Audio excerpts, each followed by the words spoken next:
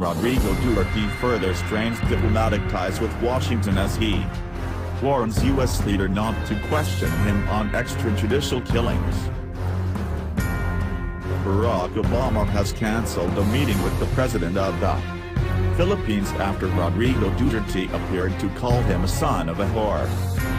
The move followed a warning from Duterte to the U.S. president to keep off the subject of extrajudicial killings in his country's brutal drug war when they were due to meet on Tuesday at a regional summit in Laos. Duterte told a press conference that Obama must be respectful. The firebrand president was answering a reporter's question about how he intended to explain the extrajudicial killings to Obama before boarding a plane to Laos for the Association of Southeast Asian Nations summit. You must be respectful. Do not just throw away questions and statements. Son of a whore, I will curse you in that forum, Duterte was quoted by as saying by Agence France Presse. We will be wallowing in the mud like pigs if you do that to me. When his comments reached the Obama camp, the U.S. president initially said he was asking his staff to find out whether holding the meeting as scheduled would be useful. What I've instructed my team to do is to talk to their Philippine counterparts to find out is if this in fact a time where we can have some constructive, productive conversations, Obama said as a news conference at the end of a G20 summit in the eastern Chinese city of Hangzhou.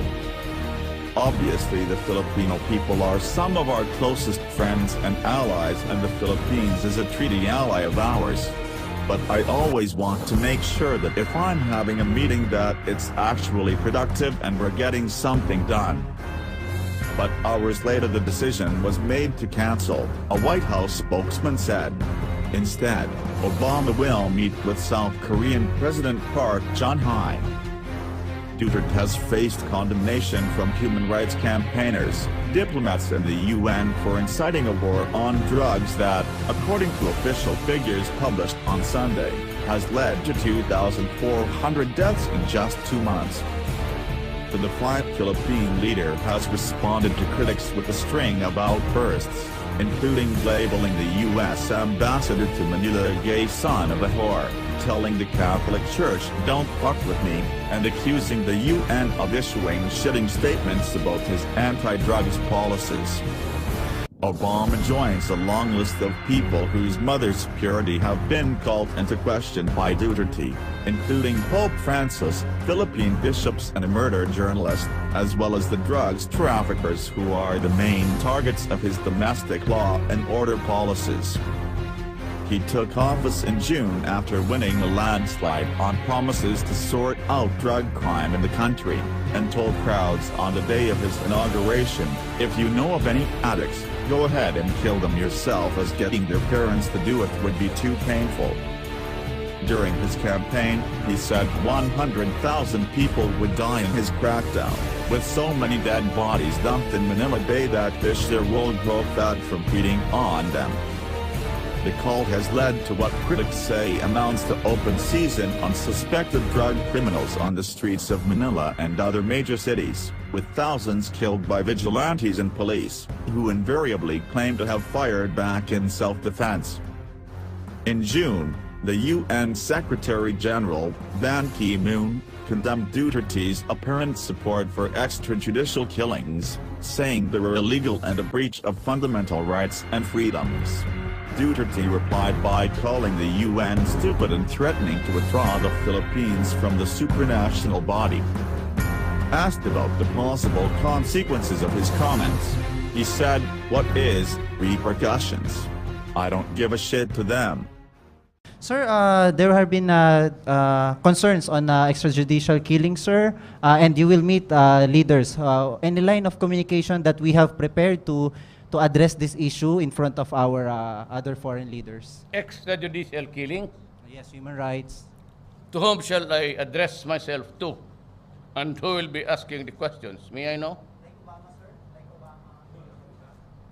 You know, the Philippines is not a vassal state.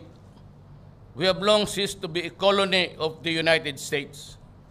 Alam mo, marami dyan mga sa kolumnista they look upon Obama and the United States as if we are the lapdogs of this country.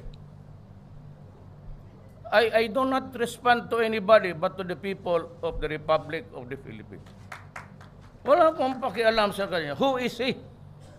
When as a matter of fact, at the turn of the century, before the Americans left the Philippines in the pacification campaign of the Moro in this island, there were about 6 million ang population ng Moro.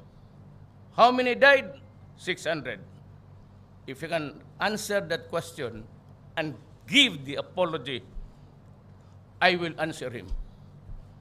I am not beholden to anybody. May mga kolumnista dyan na wait until he meets. Who is he? No, I am a president of a sovereign state, and we have long ceased to be a colony. I do not have any master except the Filipino people. Nobody but nobody. You must be respectful. Do not just throw away questions and statements. Putang ina, mumurahin kita dyan sa forum na yan. Mga ganun na yun. Tell that to everybody. Ito mga kolumnista, para ba akong tinatakot? Anak ka na. Umalis kayo dyan sa Pilipinas, pumunta kayo doon sa Amerika. You write columns, you're the lapdogs of this American. Who is it to confront me? As a matter of fact, America has one too many to answer for the misdeeds in this country. Hanggang ngayon, hindi pa tayo nakatigil ng apology niyan. That is the reason why Mindanao continues to boil. Sabi mo, that was the last century. Yang wounds na yan from generation to generation. As a matter of fact, we inherited this problem from the United States. Why? Because they invaded this country and made us their subjugated people. Everybody has a terrible record of extrajudicial killing. Why make an issue about fighting crime? Nahingi na niya maubos-ubos yan sa Mexico border niya. Look at the human rights of America along that line. The way how they treat the migrants there. Masyado kayong believe sa Amerika. Bumilib kayo dito sa atin, Amerika.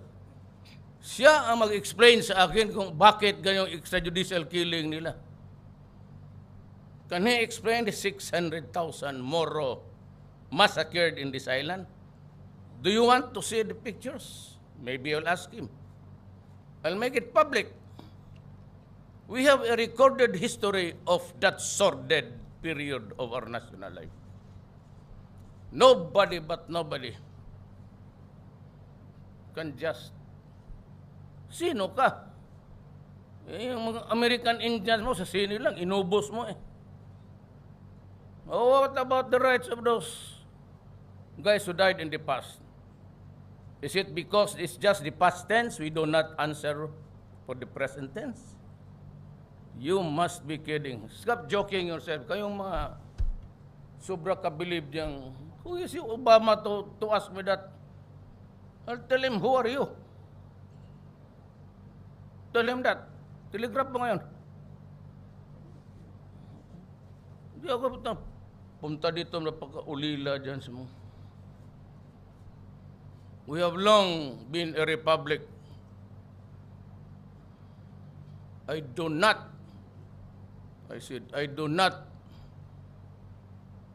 kneel down before anybody else except the Filipino in Quiapo walking in misery and in extreme poverty and hunger. Hindi kayo maghinto na sa droga. The campaign against drug will continue.